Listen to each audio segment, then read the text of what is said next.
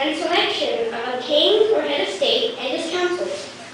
It also discusses how these leaders need to act in order to achieve success for the nation and its people. Duties of a king or the head of state. Brahmam praptena samskaram kshatriyena yatha vidhi sarvasyasya yatha nyayam kartavyam parirakshanam. The king, being a Kshatriya, after acquiring perfect knowledge, culture, and piety, as those in a Brahman, needs to constitutionally govern the country with flawless justice. Once there was a king named King Vikramaditya. He was known around the world as a very good justice giver. One example of his justice is, once two women came to King Vikramaditya with a child. They both said that the child was theirs.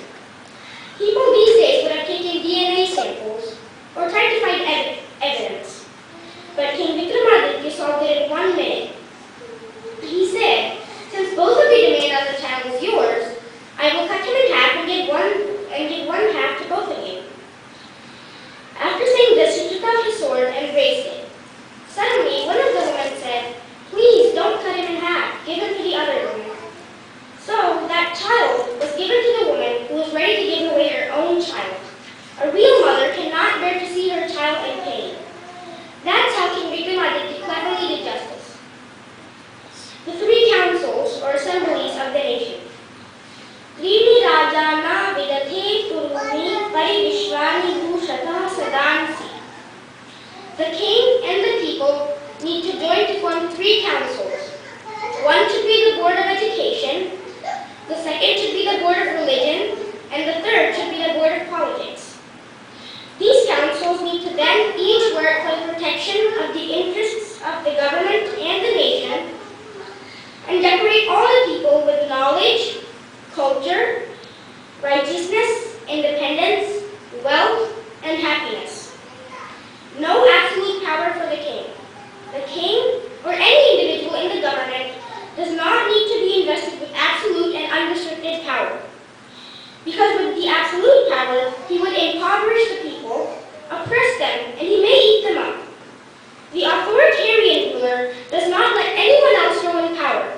He robs the rich, seizes their property by unjust punishments, and accomplishes his selfish ends. The king should be the president of the assemblies under him, and him under the assemblies. He and the assemblies both under the people, and the people under the king and the assemblies. This way, everything is divided equally. Election of the king. Per the Vedic political science, the learned leaders and politicians need to confer among themselves and then elevate a person to the position of a king. The same group also needs to be able to remove the king from the post when he is proven unworthy. The selected one needs to be worthiest for the job, capable of subduing enemies, and he needs to have the most excellent qualities, actions, and temperaments. He should be illustrious, reverenced by all, and endued with knowledge. The people should willingly follow his orders. Qualifications of a king or the head of state. The king or the head of state needs to be like Indra, meaning quick promoter of the wealth like electricity. India's second Prime Minister, Lal Bahadur Shastri, was a very good example of this. Dear to his people's heart as their very breath, Sri Ram used to be dear to his people's heart because he would go between them, hear their troubles, be compassionate, and try to resolve their concerns. Also, King Ugrasen used to be dear to his people. Impartial and just like young, Vikramaditya always used to try his best to listen to even the smallest of issues. Nowadays also, people give examples of his justice.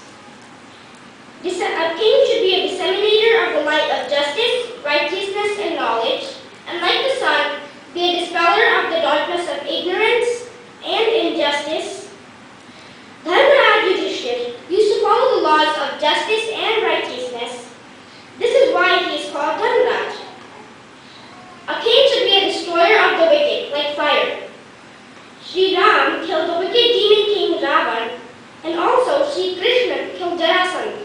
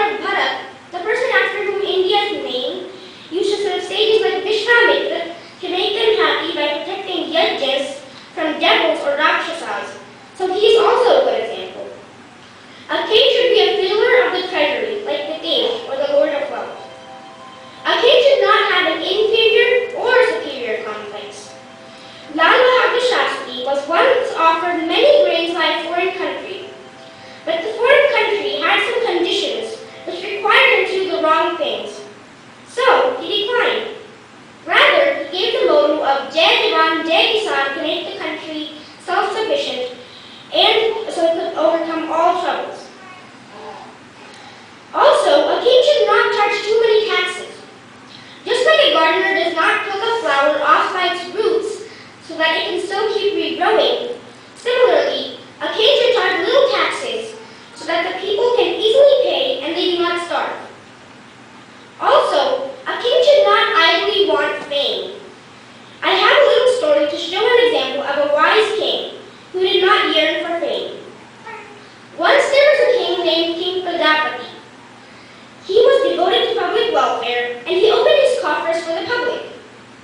The public wanted to repay him, so they invited him to a yajna which would give him long life and matchless fame. This was a 21-day yajna. For the first 20 days, the king was there and he performed the yajna. On the 21st day, after 21 offerings, the yajna would have matchless fame and long life. But the king did not appear on the 21st day of the yajna. An informant from the palace told them that the king had gone with his soldiers, so the yajna could not be completed. 4 days later, the king returned. He told the people that the neighboring king had invaded their land and he had to go to drive him away. The people were relieved, but they expressed their regret. Had you not gone away and if you had stayed for only half a day, you would have had matchless fame and long life.